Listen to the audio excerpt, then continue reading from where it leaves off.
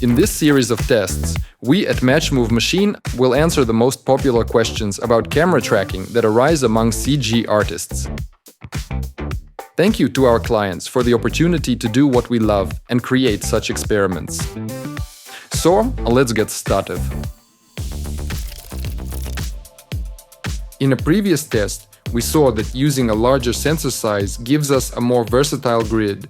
Open gate grid footage allows us to crop the image to any desired format later. But can we use a different camera with the same lens to achieve an accurate distortion preset? To answer this, let's first discuss flange distance. Flange distance is the measurement between the mounting flange, the metal rings connecting the camera body and lens, and the camera's sensor plane. There are numerous lens mount standards available. However, the lens we're working with has a fixed mount type, and fortunately, most professional cinema cameras provide adapters for it. But how precise are these adapters? Because of even tiny inaccuracies, as small as 0.01 mm in flange distance can critically affect image focus, causing it to deviate from lens focus markings. In theory, if flange distance is identical across cameras, mounting the same lens on different cameras and normalizing sensor sizes should yield the same angle of view.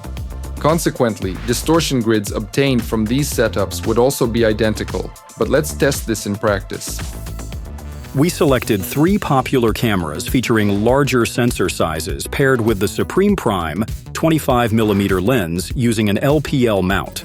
First, we positioned the red camera precisely, so the distortion grid covered the entire frame in open gate mode and captured the footage. We carefully measured the red camera's sensor position along all 3 axes, and then placed the next camera's sensor precisely in the same location before capturing footage in open gate mode. We repeated the same exact procedure with our third camera. Then, using our grid crop gizmo, we cropped the grid footage from Red and Ari to match Sony's full sensor size, allowing us to compare results directly. As you can see, differences in angle of view between these cameras when sensor areas are matched are minimal. The slight discrepancies observed are mostly due to our practical limitations in positioning sensors precisely rather than actual flange distance variations.